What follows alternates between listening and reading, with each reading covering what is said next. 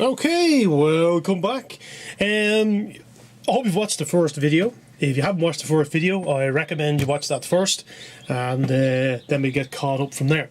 So yeah, I was looking for some RAM for this machine, and I have my boxes here. These boxes were what hard drives used to come in. This is from the Seagate brand. I don't know if you can see them, can you? Seagate. You hold on there. See, Seagate. So the hard drives came in these. They were blooming brilliant for transporting the hard drives back and forth to the factory when you had a faulty one. The most common faulty hard drive I ever had were not the Seagate brand of hard drives. They were mainly Quantums and Western Digitals. Now, I don't think any particular hard drive was more faulty than the other. I think it was just more to the fact that in most machines that I repaired, I came across faulty hard drives that were Quantum and VW or WD. Western Digital, yeah, WD, because of the fact that they were the most populous hard drives that the manufacturers like Packard Bell, Compaq and all that came across my desk were using. I don't think it's for any other reason other than that, really. But there were definitely a few unique ways in which they failed. You'd have a particular sound off the Western Digitals that you'd have when they failed, and a particular sound off the Quantum. So in that sense of the word, there were a lot of things that were interesting. So this is the board we were looking at the last time. The cache on this, by the way, is here. This is the off-board cache on the motherboard, or cache as I like to call it. And I thought it'd be interesting to show you some of the other little cache sticks. These are what's known as coast RAM. So these are caching on a stick. So some boards back in the day that have an off-board. They have an off-board piece of cache RAM, and basically that you plug that into the board. Now these are different on different boards, so you want to really be careful. You can see actually that's a different connector on that one. You want to really be careful what you plug in and where you plug it in, because these are different on different boards, so watch out for that. What the differences are, I honestly can't remember, but they're definitely different, so be careful just jamming them in any old way, you know. Probably one of these is very rare. I'll just read out what they are. Let's have a look at this one. This is a 4 megabyte sync. This is a 4 megabyte. This is 4 megabyte cache. That's pretty good. This one here is it's E. That's interesting. Right, okay. Yeah, so this one here, I don't know what size it is, but you may be able to tell from the chips. Sometimes it'll tell you. It's 8 nanosecond anyway. Let me see, where are you here? 8 nanosecond?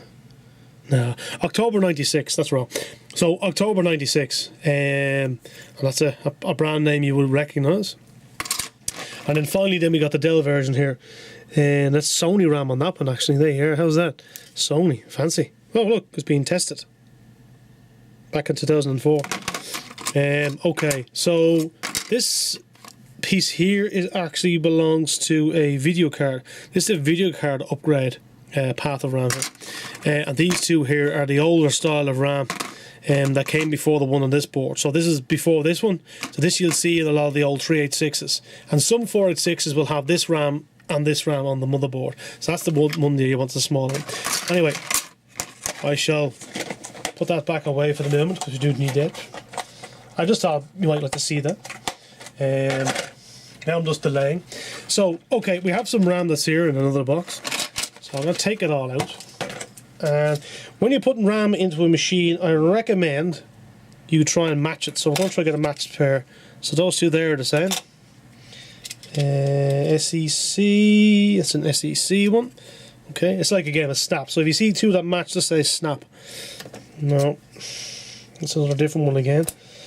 Nope. Hold on. We have another matched pair there. So that's what you want. So they are there. That's made in 1996, week 20. Sorry, see that there? 96, week 20. That's generally what that means, how that operates. So I might use those two. They might have more RAM in them. But they might be. Depends on the sticks. Sometimes, see, they're a more modern type on that one. So you never know. There's a Toshiba one here now. Yeah. Okay. And this one here, this is actually from some of the Dell machines I was using. I think that's actually 12 megabytes sticky. Okay. So now we are going to start putting this board together. Well, if we don't drop the RAM on the floor, of course. apparently a tidy workshop is a sign of somebody who doesn't use their workshop. So if that's the case, I really do use this workshop. So I'll just click that in there. You're probably saying, that guy's not grounded.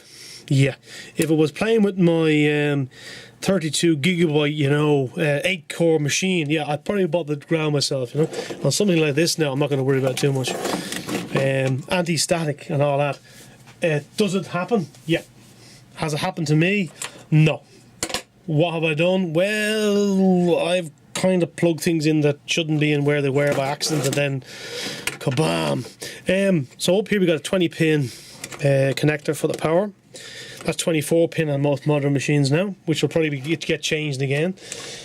A lot of the connections have changed over the years. They've added extra ones for the Pentium. This is basically the floppy drive cable here. They've added extra ones for the Pentium end of things, and Pentium, what's that? Let me see, Pentium 3, did I have one? Pentium 4 definitely have. Pentium 3, I don't think so. You got the two connectors over here, which are ATA. Some people call them IDE, because the IDE is integrated drive electronics. The ATA is the correct pronunciation, just like it's SATA now for serial ATA.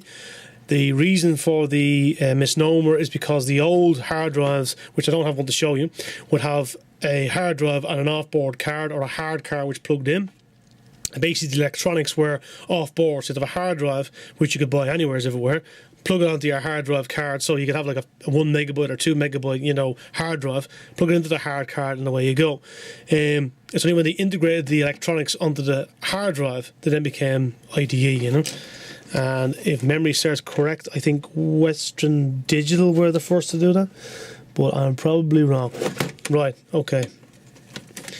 Now, so they're 12. We know they're 12, so we're going to take them out of there.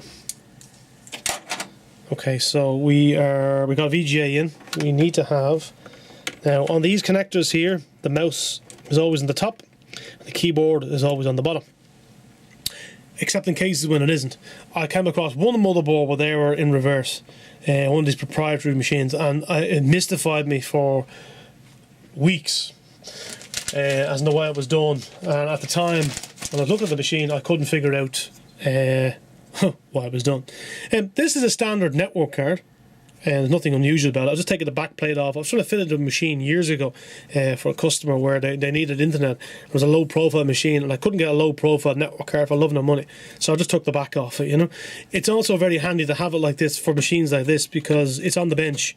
You see what I mean? So now if that had the little back plate on it, you'd be hitting the bench and you wouldn't be able to do it. You have to have basically hanging off the edge of the bench, so it allows you to keep it on top of the bench.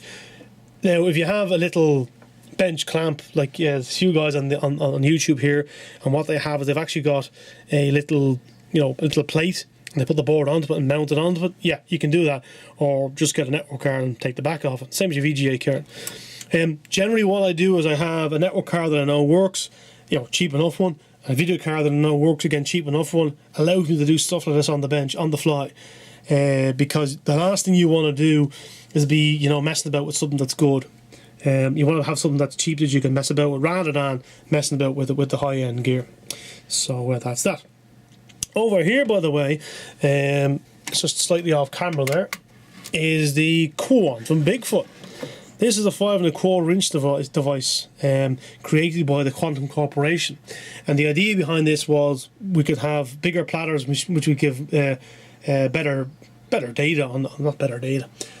The idea behind these drives was to give the customer a low-cost, high-capacity drive, because the smaller hard drives were harder to manufacture to get the densities up and get cheap. Eventually these drives were phased back out again as they just became too slow, and again as things improved, the technology got better and they got smaller. There's many articles on these, and there's many people who talk about them. Again, there's a particular person who talks about the videos. I think it is Phil's Computer Lab, and he has got a whole video on the Quantum Bigfoot.